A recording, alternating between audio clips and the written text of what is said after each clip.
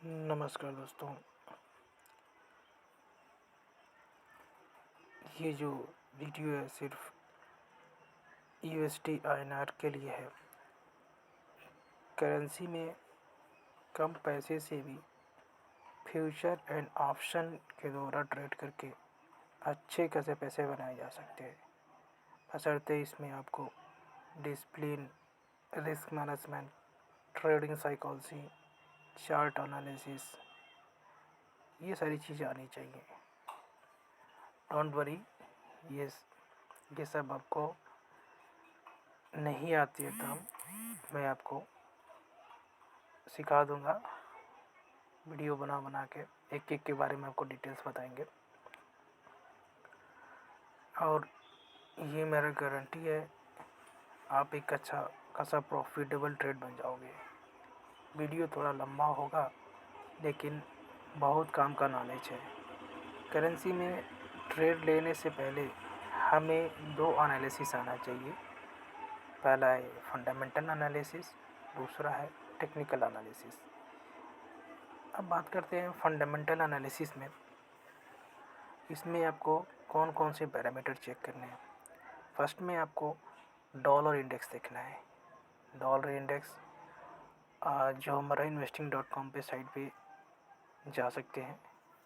इसमें आपको ये ध्यान रखना है कि डॉलर इंडेक्स जो होता है, एक इंडेक्स होता है, इसमें बहुत सारा कंट्री का जो करेंसी होता है उनको पेयर करके बनाया जाता है।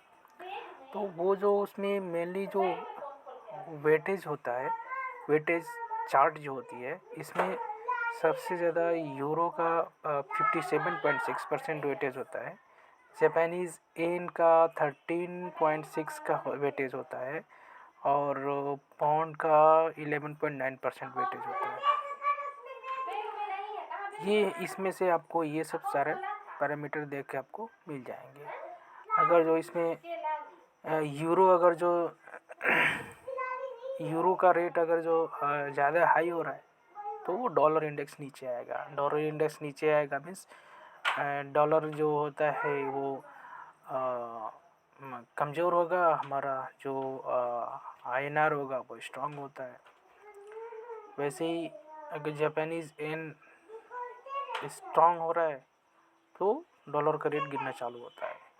वैसे ही पाउंड का भी होता है। तो ये सब सारे हम पैरामीटर के कोरिलेट करेंगे तो कुछ हद तक हमारा मालूम हो जाता है कि किस डायरेक्शन में जाता है। देखिए अल्टीमेटली इसमें यही होता है कि इसमें किस मार्केट में किसी भी चीज़ का श्योरिटी नहीं होती है। अगर जो कोई बोलता है कि मेरे पास श्योरिटी है, मैं कुछ कर सकता है, श्योरिटी है 100% प्रॉफिटेबल होगा, तो ऐसा कुछ नहीं होता है।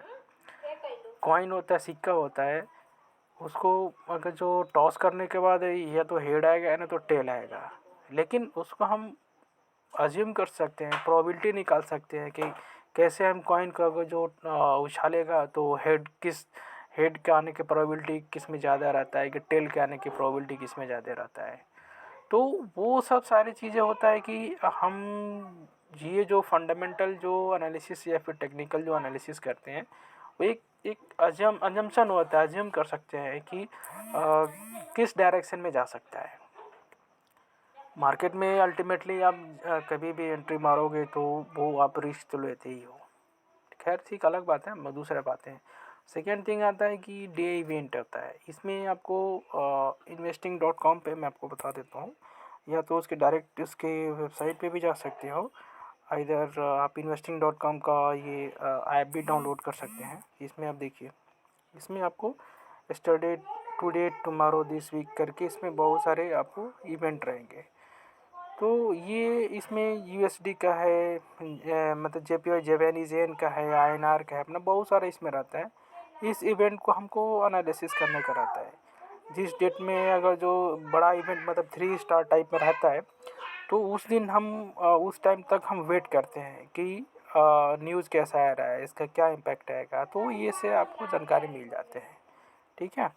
तो ये यहाँ से आपको ऐसे मिल जाते हैं। उसके बाद से फिर आते हैं मेजर, हमारा जो क्रूड जो प्राइस होता है उसको भी हमको देखने का रहता है।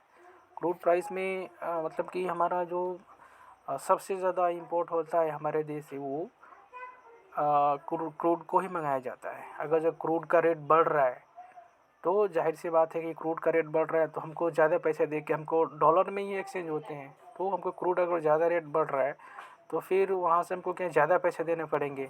तो मीन्स क्या कि हमारा रुपया जो होता है वो वीक होना चालू हो जाता है, डॉलर स्ट्रॉन्ग होना चालू हो जाता है। तो ये सब भी हमको पैरामीटर देखने के रहते हैं। फोर्थ में क्या होता है कि आरबीआई का इंटरेस्ट रेट डिसीजन होता है।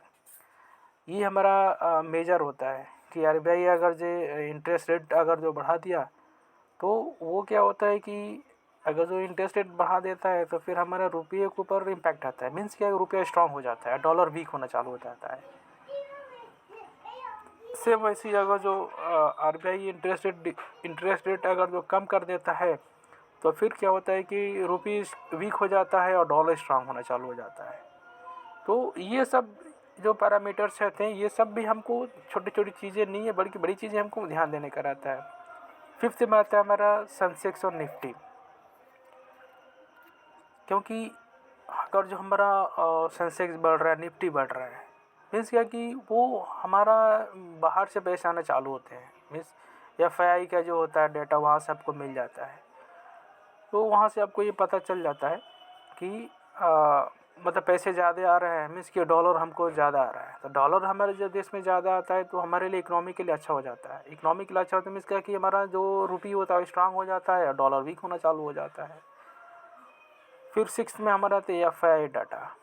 एफआई डाटा मतलब वही है कि बाहर से जो पैसे आ रहे हैं तो हमारा डॉलर के हमारे रुपीज़ के लिए अच्छा होता है या डॉलर के लिए वीक होता है। तो ये सब सारे जो पैरामीटर्स रहते हैं ये सब सारे फंडामेंटल्स जो एनालिसिस रहते हैं ये सब हमको यहाँ से जाके और कुछ हद तक कंजम्पशन हम कर सकते हैं कि मार्केट का मूवमेंट कैसा है या फिर कैसे हमारा मतलब किस डायरेक्शन में जाने वाला है। उसके बाद से आते हैं टेक्निकल एनालिसिस। टेक्निकल एनालिसिस में आपको जैसे कि सबसे पहले आप कोई भी लगा सकते हो लेकिन मैं ज़्यादा प्रीफर कैंडलस्टिक पैटर्न पे ज़्यादा देता हूँ। कैंडलस्टिक पैटर्न में आपको चार्ट पैटर्न में आना चाहिए। जैसे 15 मिनट का हमने चार्ट में उसको रन कर दिया तो उसमें ये देखना है कि चार्ट क्या बोल रहा है कि बेरिश हरामी है, बेरिश एनगल्फिंग है, पियर्सिंग लाइन है और भी बहुत सारे जो पैरामीटर्स रहते हैं चार्ट का रहता है वो सब रखने का रहता है। फिर और भी बहुत सारे ऐसे चीज़ें रहती हैं कि मतलब उसको हम अज्यूम कर सकते हैं कि क्या हो सकता है। बाकी नेक्स्ट वीडियो में हम डिटेल्स एनालिसिस करेंगे। Thank you.